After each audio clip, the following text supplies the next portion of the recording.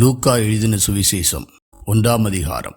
மகா கனம் பொருந்திய தெயோப்பிலுவே, நாங்கள் முழு நிச்சயமாய் நம்புகிற சங்கதிகளை ஆரம்பம் முதல் கண்ணார கண்டு வசனத்தை போதித்தவர்கள் எங்களுக்கு ஒப்புவித்தபடியே அவைகளை குறித்து சரித்திரம் எழுத அநேகம் பேர் ஏற்பட்டபடியினால் ஆதி முதல் எல்லாவற்றையும் திட்டமாய் விசாரித்தறிந்த நானும் உமக்கு உபதேசிக்கப்பட்ட விசேஷங்களின் நிச்சயத்தை நீர் அறிய வேண்டுமென்று அவைகளை ஒழுங்காய் உமக்கு எழுதுவது எனக்கு நலமாய் தோன்றிற்று.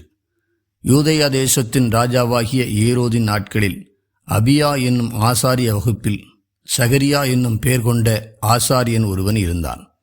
அவன் மனைவி ஆரோனுடைய குமாரத்திகளில் ஒருத்தி. அவள் பேர் எலிசபெத்து. அவர்கள் இருவரும் கர்த்தர் இட்ட சகல கற்பனைகளின்படியையும் நியமங்களின்படியையும் குற்றமிட்டவர்களாய் நடந்து தேவனுக்கு முன்பாக நீதியுள்ளவர்களாயிருந்தார்கள். எலிசபெத்து மலடியாயிருந்தபடியினால் அவர்களுக்கு பிள்ளை இல்லாதிருந்தது. இருவரும் வயது சென்றவர்களாயும் இருந்தார்கள். அப்படி இருக்க அவன் தன் ஆசாரிய வகுப்பின் முறைப்படி தேவ சந்நிதியிலே ஆசாரிய ஊழியம் செய்து வருகிற காலத்தில் ஆசாரிய ஊழிய முறைமையின்படி அவன் தேவாலயத்துக்குள் பிரவேசித்து தூபங்காட்டுகிறதற்கு சீட்டை பெற்றான். தூபங்காட்டுகிற வேளையிலே ஜனங்களெல்லாரும் கூட்டமாய் வெளியே ஜெபம் பண்ணி கொண்டிருந்தார்கள். அப்பொழுது கர்த்தருடைய தூதன் ஒருவன் தூபப்பீடத்தின் வலது பக்கத்திலே நின்று அவனுக்கு தரிசனமானான். சகரியா அவனை கண்டு கலங்கி பயமடைந்தான்.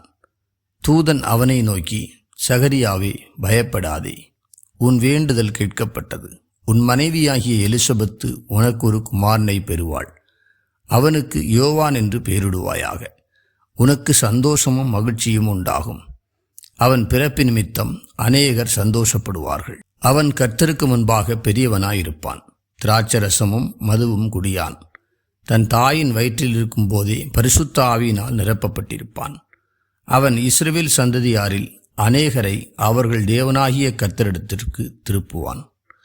பிதாக்களுடைய இருதயங்களை பிள்ளைகளிடத்திற்கும் கீழ்ப்படியாதவர்களை நீதிமான்களுடைய ஞானத்துக்கும் திருப்பி உத்தமமான ஜனத்தை கர்த்தருக்கு ஆயத்தப்படுத்தும்படியாக அவன் எலியாவின் ஆவியும் பலமும் உடையவனாய் அவருக்கு முன்னே நடப்பான் என்றான்.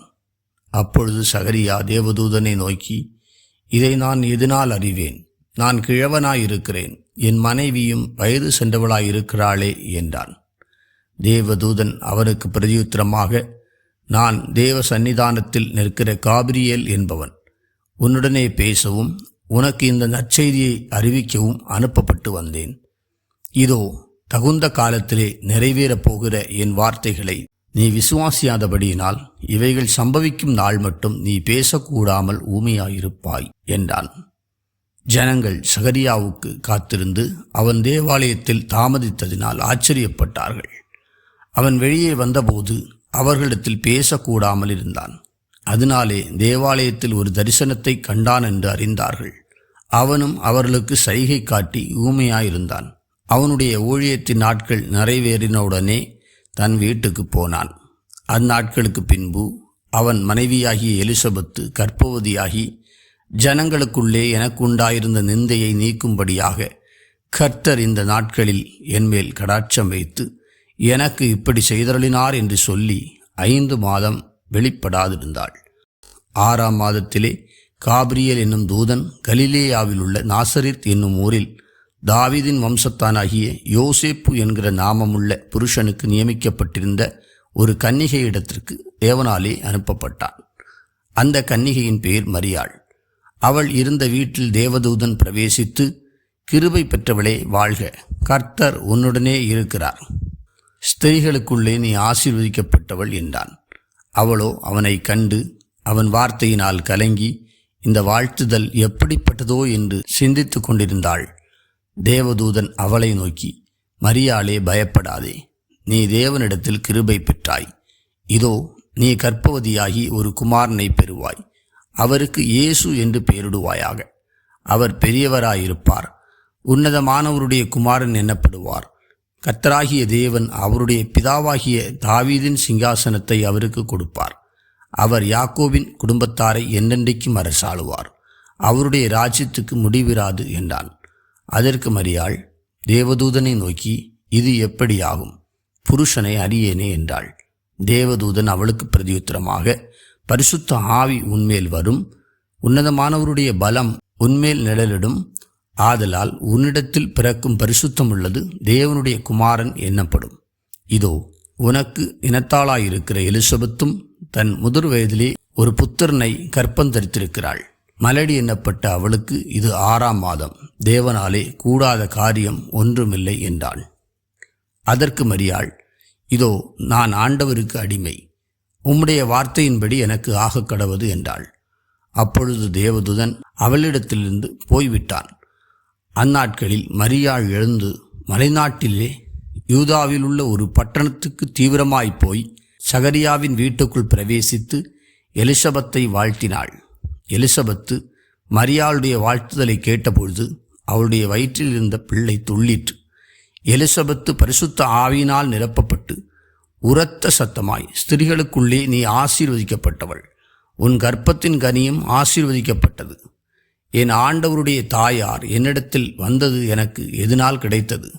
இதோ நீ வாழ்த்தின சத்தம் என் காதில் விழுந்தவுடனே என் வயிற்றிலுள்ள பிள்ளை களிப்பாய் துள்ளிற்று. விசுவாசித்தவளே பாக்கியவதி, கர்த்தராலே அவளுக்கு சொல்லப்பட்டவைகள் நிறைவேறும் என்றாள். அப்பொழுது மரியாள், என் ஆத்துமா கர்த்தரை மகிமைப்படுத்துகிறது, என் ஆவி என் இரட்சகராகிய தேவனில் களி கூறுகிறது. அவர் தம்முடைய அடிமையின் தாழ்மையை நோக்கி பார்த்தார். இதோ இது முதல் எல்லா சந்ததிகளும் என்னை பாக்கியவதி என்பார்கள். வல்லமையுடையவர் மகிமையானவைகளை எனக்கு செய்தார். அவருடைய நாமம் பரிசுத்தமுள்ளது. அவருடைய இரக்கம் அவருக்கு பயந்திருக்கிறவர்களுக்கு தலைமுறை தலைமுறைக்கும் உள்ளது. தம்முடைய புயத்தினாலே பராக்கிரமம் செய்தார். இருதய சிந்தையில் அகந்தையுள்ளவர்களை சிதறடித்தார். பலவான்களை ஆசனங்களிலிருந்து தள்ளி தாழ்மையானவர்களை உயர்த்தினார். பசியுள்ளவர்களை நன்மைகளினால் நிரப்பி ஐஸ்வர்யமுள்ளவர்களை வெறுமையாய் அனுப்பிவிட்டார். நம்முடைய பிதாக்களுக்கு அவர் சொன்னபடியே ஆபிரகாமுக்கும் அவன் சந்ததிக்கும் என்றென்றைக்கும் இரக்கம் செய்ய நினைத்து தம்முடைய தாசனாகிய இஸ்ரவேலை ஆதரித்தார் என்றாள். மரியாள் ஏறக்குறைய 3 மாதம் அவளுடனே இருந்து தன் வீட்டுக்கு திரும்பி போனாள். எலிசபெத்துக்கு பிரசவ காலம் நிறைவேறின போது அவள் ஒரு புத்திரனை பெற்றாள். கர்த்தர் அவளிடத்தில் தம்முடைய இரக்கத்தை விளங்க பண்ணினார் என்று அவளுடைய அயலகத்தாரும் பந்து ஜனங்களும் கேள்விப்பட்டு அவளுடனே கூட சந்தோஷப்பட்டார்கள். 8ஆம் நாளிலே பிள்ளைக்கு விருத்த சேதனம் பண்ணும்படிக்கு அவர்கள் வந்து அதன் தகப்பனுடைய நாமத்தின்படி அதற்கு சகரியா என்று பெயரிடப் போனார்கள். அப்பொழுது அதன் தாய், அப்படியல்ல, அதற்கு யோவான் என்று பெயரிட வேண்டும் என்றாள். அதற்கு அவர்கள், உன் உறவின் மறையாரில் இந்த பேருள்ளவன் ஒருவனும் இல்லையே என்று சொல்லி அதன் தகப்பனை நோக்கி, இதற்கு என்ன பெயரிட மனதாயிருக்கிறீர் என்று சைகையினால் கேட்டார்கள். அவன் எழுத்துப் பலகையை கேட்டு வாங்கி இவன் பேர் யோவான் என்று எழுதினாள். எல்லாரும் ஆச்சரியப்பட்டார்கள்.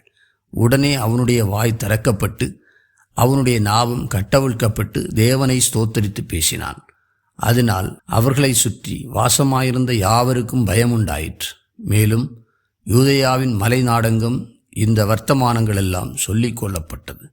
அவைகளை கேள்விப்பட்டவர்கள் எல்லாரும் தங்கள் மனதிலே அவைகளை வைத்துக்கொண்டு, இந்த பிள்ளை எப்படிப்பட்டதாயிருக்குமோ என்றார்கள். கர்த்தருடைய கரம் அந்த பிள்ளையோடே இருந்தது. அவனுடைய தகப்பனாகிய சகரியா பரிசுத்த ஆவியினாலே நிரப்பப்பட்டு தீர்க்க தரிசனமாக, இஸ்ரவேலின் தேவனாகிய கர்த்தருக்கு ஸ்தோத்திரம் உண்டாவதாக, அவர் நம்முடைய பிதாக்களுக்கு வாக்குத்தத்தம் பண்ணின இரக்கத்தை செய்வதற்கும் தம்முடைய பரிசுத்த உடன்படிக்கையை நினைத்தருளி உங்கள் சத்துருக்களின் கைகளிலிருந்து நீங்கள் விடுதலையாக்கப்பட்டு உயிரோடு இருக்கும் நாளெல்லாம் பயமில்லாமல் எனக்கு முன்பாக பரிசுத்தத்தோடும் நீதியோடும் எனக்கு ஊழியம் செய்ய கட்டளையிடுவேன் என்று அவர் நம்முடைய பிதாவாகிய ஆபிரகாமுக்கு இட்ட ஆணையை நிறைவேற்றுவதற்கும் ஆதி முதற்கொண்டிருந்த தம்முடைய பரிசுத்த தீர்க்கதரிசிகளின் வாக்கினால் தாம் சொன்னபடியே தமது ஜனத்தை சந்தித்து மீட்டு கொண்டு நம்முடைய சத்துருக்களினின்றும் நம்மை பகைக்கிற யாவருடைய கைகளினின்றும் நம்மை இரட்சிக்கும்படிக்கு தம்முடைய தாசனாகிய தாவீதின் வம்சத்திலே நமக்கு இரட்சணிய கொம்பை ஏற்படுத்தினார். நீயோ பாலகனே, உன்னதமானவருடைய தீர்க்கதரிசி எனப்படுவாய். நீ கர்த்தருக்கு வழிகளை ஆயத்தம் பண்ணவும் நமது தேவனுடைய உருக்கமான இரக்கத்தினாலே அவருடைய ஜனத்துக்கு பாவ மன்னிப்பாகிய இரட்சிப்பை தெரியப்படுத்தவும் அவருக்கு முன்னாக நடந்து போவாய். அந்தகாரத்திலும் மரண இருளிலும் உட்கார்ந்திருக்கிறவர்களுக்கு வெளிச்சம் தரவும், நம்முடைய கால்களை சமாதானத்தின் வழியிலே நடத்தவும், அவ்விரக்கத்தினாலே உன்னதத்திலிருந்து தோன்றிய அருணோதயம் நம்மை சந்தித்திருக்கிறது என்றான். அந்த பிள்ளை வளர்ந்து ஆவியிலே பலங்கொண்டு இஸ்ரவேலுக்கு தன்னை காண்பிக்கும் நாள் வரைக்கும் வனாந்தரங்களிலே இருந்தான்.